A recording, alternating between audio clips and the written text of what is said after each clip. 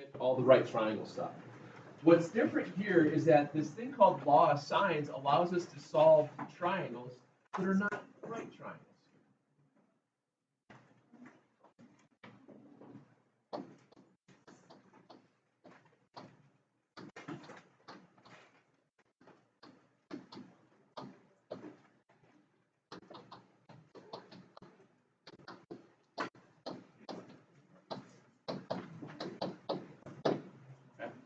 So if we don't have a right triangle and we have a little bit of information, we can actually.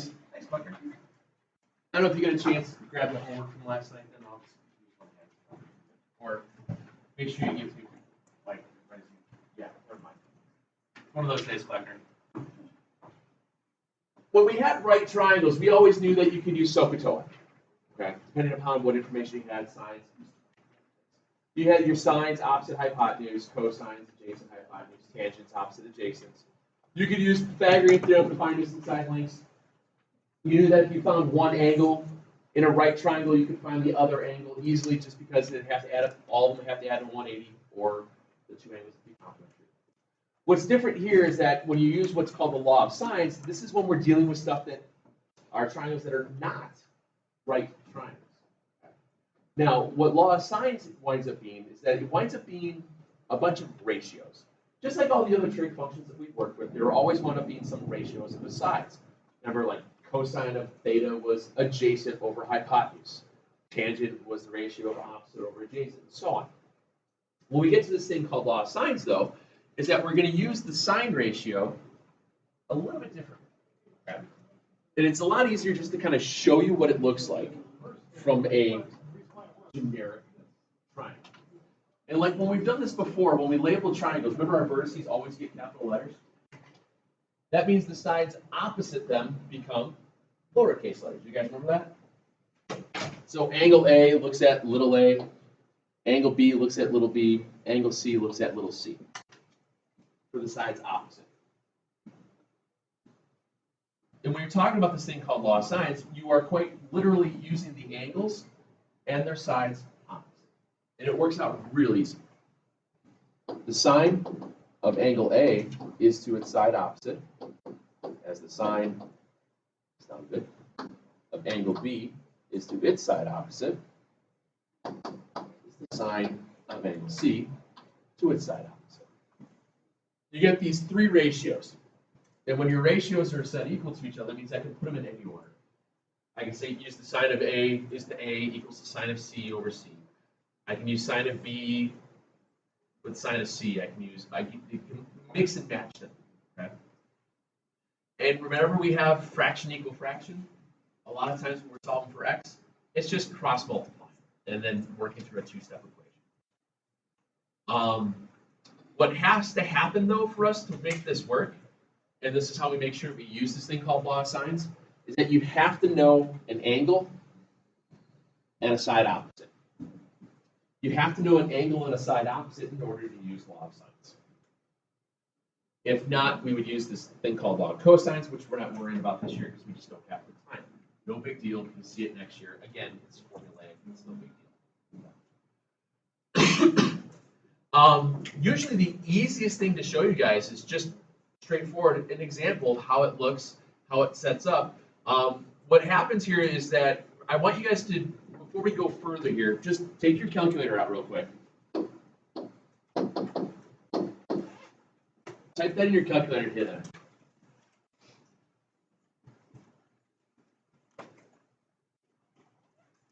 Just some random crummy looking decimal in it. It's a whole bunch of digits that we don't need to write down, nor do we have to round, because if I keep it as this thing just called the sine of 13, it knows that it's going to be some crummy digit. Okay? Same thing if you have sine of 87. That's another crummy decimal, isn't it? It's easier to write that than it is crummy decimal. Because no matter what we do with these things, this right here represents basically this. Decimal of junk. Okay, you all right with me on that? So no matter what, if I have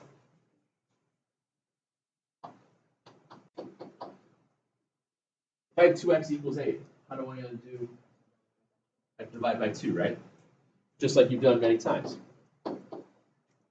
You get x equals 4, because you can type that into your calculator.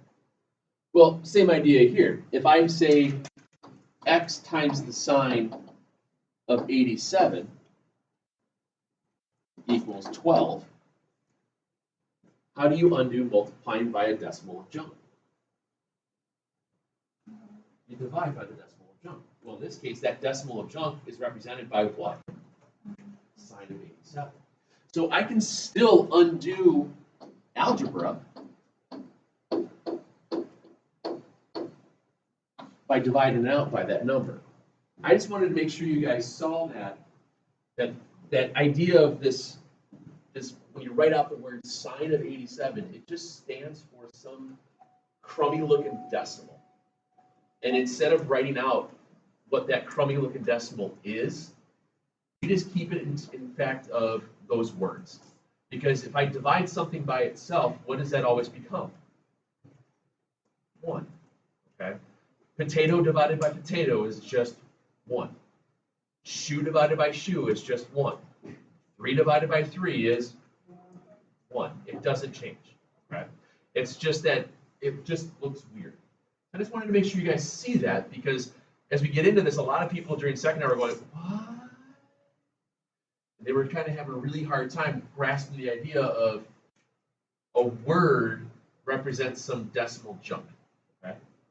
But the rest of this is super easy because it's just a formula. For example, if I look at a problem like this, we have triangle ABC.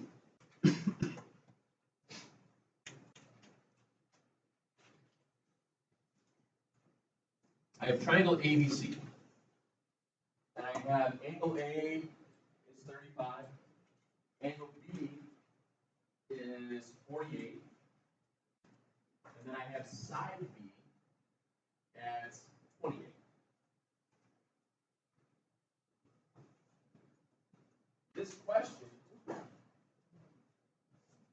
This question here, this problem, is asking us to solve for what? A little missing A. Okay, that little A value, the side across from the A, angle A. Now, when we use this thing called law of sines, what we want to make sure that we have is we have to make sure that we have an angle and a side opposite. Do we have that given to us in the problem? Where? The B's. Everybody okay with that? So here's what I do.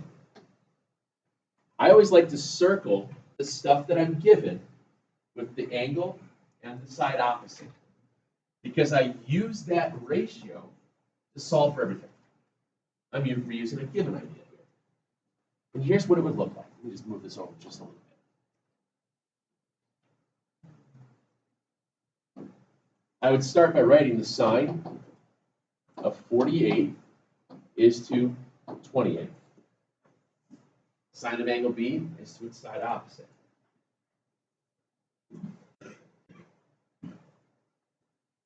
You all right? Has to equal the sine of 35 to its side opposite. And I'm trying to solve for that little a. All right. Now remember, sine of 48 is just some crummy digit, isn't it? Sine of 35 is just some crummy digit. So we have a whole bunch of crummy numbers, but I have a variable in my denominator. And whenever we have fraction equal fraction, in order to solve that, we just have to cross multiply. Okay. I didn't realize it was that exciting. Okay. So I cross multiply just like I would normally. And I write it out. A times the sine of 48 is 28 times the sine of 35. Okay.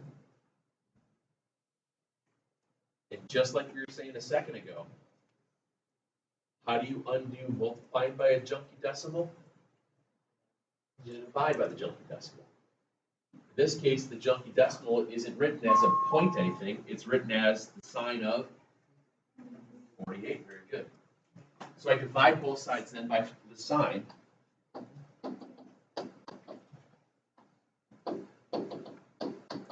So I know that A is going to equal all of that.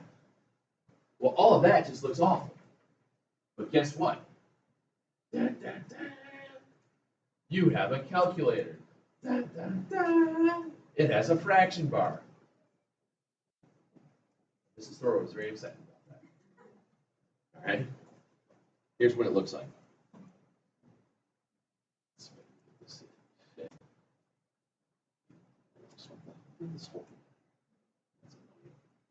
Anyway, so we have this whole thing. Move this over so I can see it. First thing I do, fraction bar. Why? Because there's a button for it. I type in exactly what I wrote. 28 sine 35 over sine 48. And now what mysterious button should I press?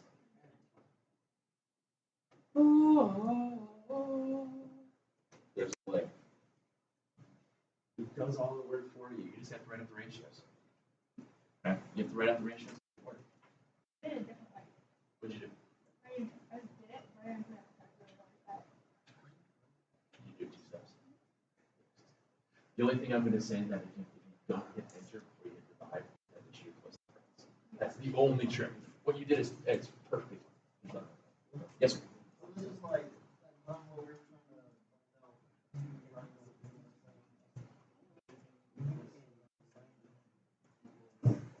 trying to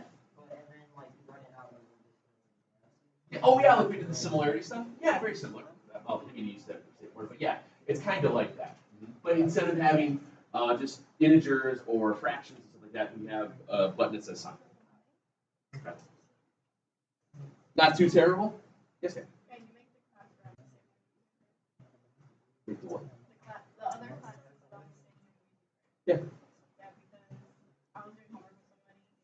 Yeah. And they were rounding the wrong way. Oh, yeah, always round 2 decimals. Another way that this can happen is sometimes. Oh, change this up a little bit here. Keep it consistent. Sometimes you can also use this law of sines to find an angle. That last one is we found a side. And then after we do this angle, I'll show you what happens when you have to find all the parts. And it's just one added step.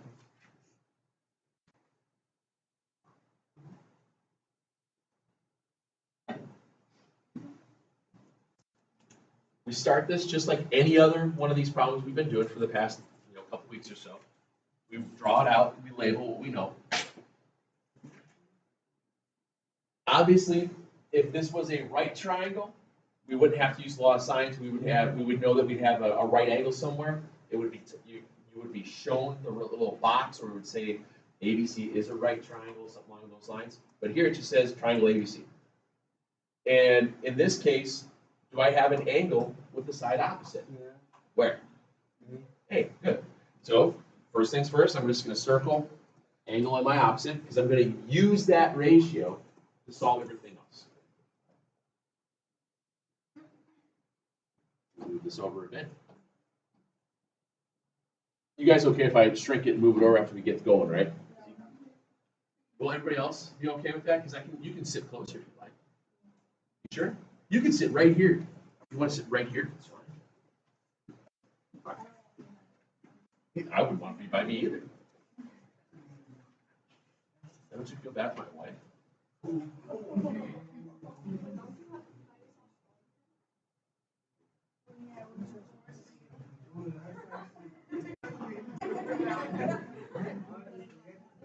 Kleckner with the deep thoughts by Kleckner. Anyway, so we start out with what we know. Sine of 33 is to its side opposite. What angle is it trying to make me find? Yep, angle B. Well, yes, we use the sine of B then. Very good. Okay. Now, when you're trying to find an angle, there's one little step different than when you're trying to find a sine. When we were finding sides, we just cross multiplied right away, then we divide out, and then we would hit enter.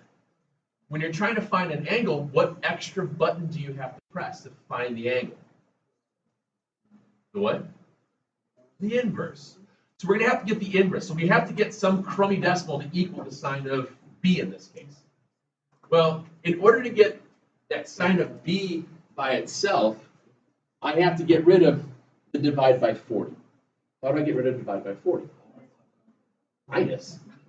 Multiply. Yeah, it's a different word. So I get 40 sine 33 over 27 is the sine of b. Now, could I have cross multiplied with the 27? Yeah, then I'd have it over here, then I'd have to divide it back to bring it back over. That's why we don't bother with it. So anytime that you're trying to find an angle, you just multiply that up here, and you put it right in front. All right. Now, again, this looks weird, but it's really no different than when we had to do this. When we had, 4 over 7 equals the sine of b. When you had that problem 3 days ago, it wasn't a big deal. You just put in your calculator, hit the inverse, and you got the angle. Well, what's different here is that you have to press a couple extra buttons. That's the only thing that's different here. So what you do is you start by typing in this 40 sine 33 over 27. Oops, wrong calculator. So if I type in 40 sine 33 over 27. Again, I get a crummy decimal. That crummy decimal equals the sine of angle B. How do you get the sine, or how do you get rid of the sine then? You have to inverse this. This is when you just have to press a bunch of buttons in the calculator. This crummy decimal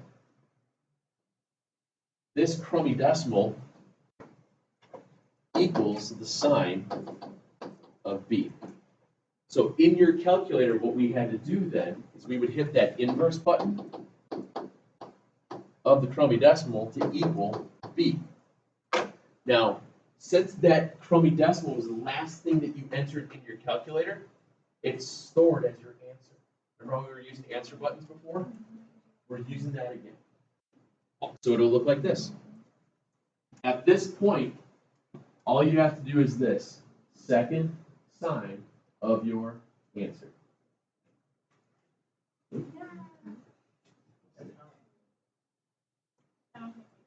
No, I must have had something else stuck in there. Oh, I hit a button before I did that. Sorry. I already did. I already hit the button once and I didn't realize I had hit it. So I got 53.79. I accidentally hit that twice. That's why I couldn't do it. Oops. Can't have a sine of an angle that's greater than 1, so there's my problem. Okay.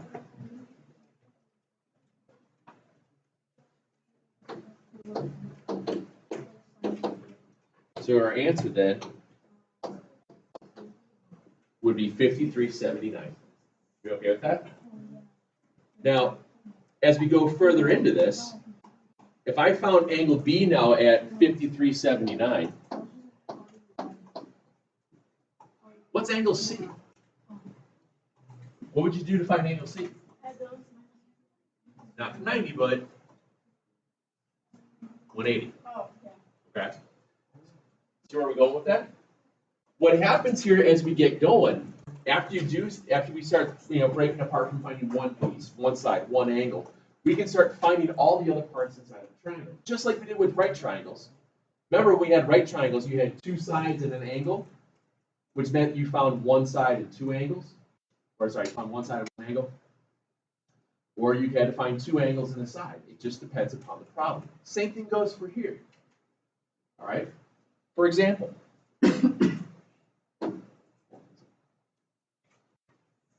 let's say I want to find all the missing parts of this. Call this A, B, C. I want to find all the missing parts. Remember how we did this with right triangles? We made a little list of things we had to find, and we just fill in the blanks. I want us to start thinking of that the same way here. So you have triangle ABC. You're given angle C is 16 degrees. Side C is 11. And side B is 12. We don't do ambiguous in geometry. You imagine that? Now, in this case here, what else do I have to find? I have to find two angles. Which angles do I have to find? Angles A, angle B, and what side do I have to find? Okay. So what I want to do here is I'm going to make a list, just like we did before, on that Solve the Right Triangle worksheet from last Thursday. We made a list. Angle A equals blah. Angle B equals blah. Little a equals blah. Those are the parts that I know I have to find. I'm just making a little checklist off to the side to make sure that I find them. That's all. In our problem, are we given an angle and a side opposite? Which one? C. So circle it. Remember that whole thing of circling the angle? Knowing where you're at? It's always a good thing to do. Which part is this forcing us to find first? Side B or angle B? You don't know? Okay. I thought someone said, I don't know. Well, remember,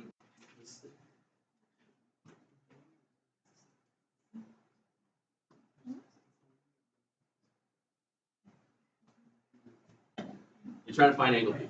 So write it out. Sine of 16 is to 11 as the sine of B is to 12.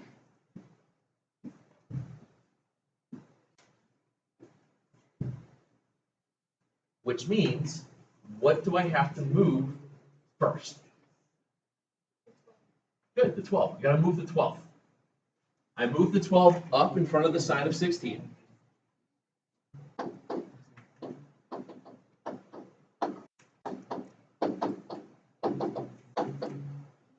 And I have that. Is that enough information now to press buttons in the calculator to get the angle? Yeah.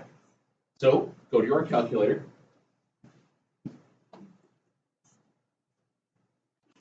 Bless you. There we go. So fraction bar 12 sine 16 over 11. Bless you. 0.300 and change. You okay with that? What do I do to that now to get the angle? Yep, use the inverse. Yes, ma'am. Okay, so what if the image of the answer, like if we were to use rounded You're going to be off. But don't do that. That's why I'm trying to show you guys to use the answer button for everything. That way, you don't. Once you start rounding early, you're going to be further off in the end. Okay? Because you can be off by a whole number if you round out too early. So just use second sine of your answer. And now, in this case, when I round to 2 decimal places, I get 17.5.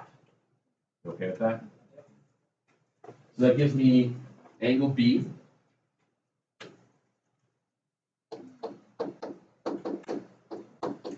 And I go back to my triangle to fill it in. Now, I have 2 angles in a triangle. How do I find that third angle? Subtract from 180. So you take 180 and take 180. Subtract out the 17.5 and subtract out the 16. We get 146.5. That's now angle A.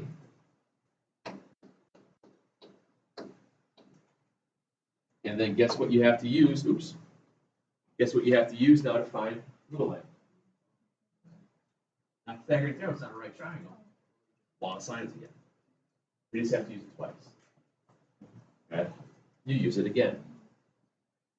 Oops. So when I do that again, we start again with the same idea with the angle on the side opposite.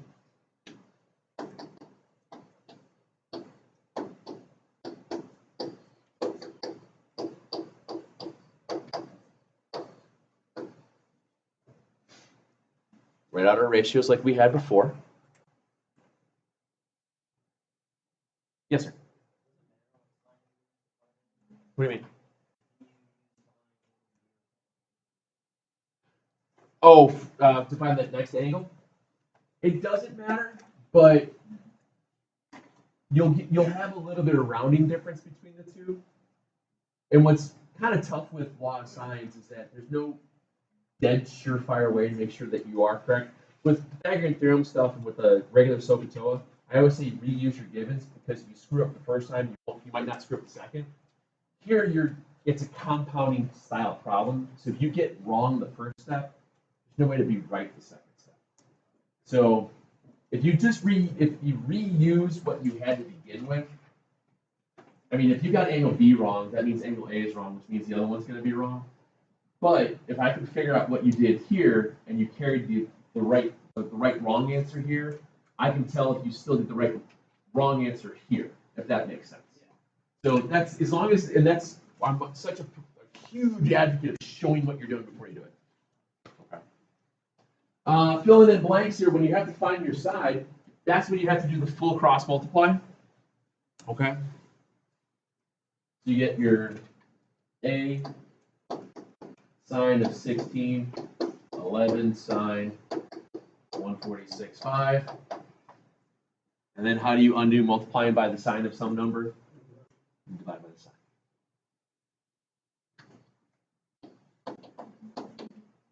And you just get this crummy looking answer. So let's see here, we get 11.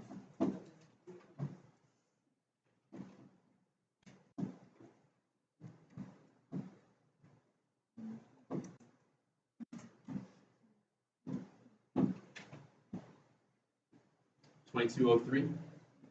You okay with that?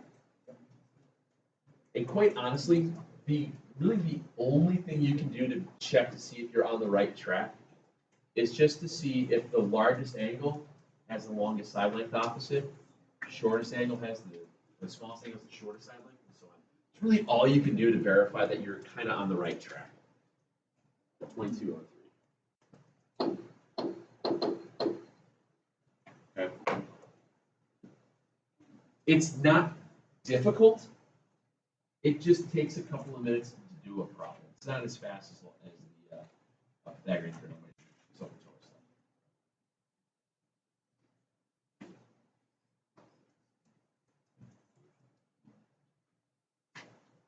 What? The what? The 10. What 10?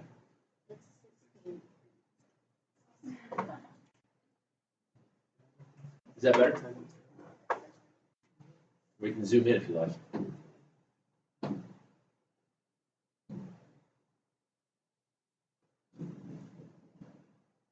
Yeah, maybe not.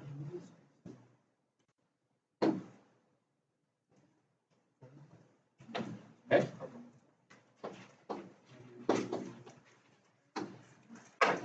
Solve the triangle. Solve the triangle.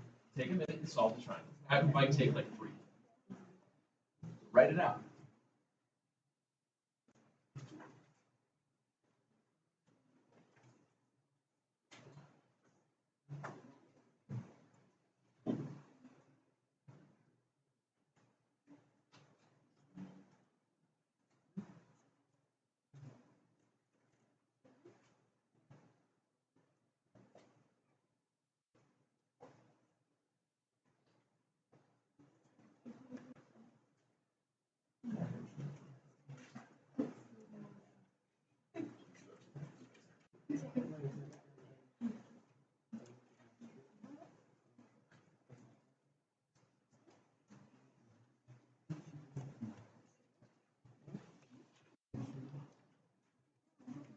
Going through this one, I just kind of quickly just typed it in the calculator and tried to remember what I did from second hour because we're running out of time.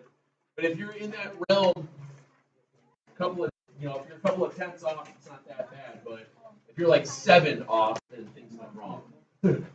On this one here, I want you to do number 1 and 2. That's it. Do it on a separate sheet. Okay. Sure. Yeah. Now, one of the things I want you to see here is since they didn't give you a triangle, they just labeled out parts, what should you draw? Boy, that's tough, isn't it? Just do 1 and 2 to start with today. We'll do some more of this tomorrow and start off with some review jump. What I'll probably do is work backwards from the review. We'll do law signs, elevation, depression, and then go back into solving right triangles and stuff like that into Thursday and whatnot. Okay? Yeah, I don't want to do too much. What's that? What's that? Oh.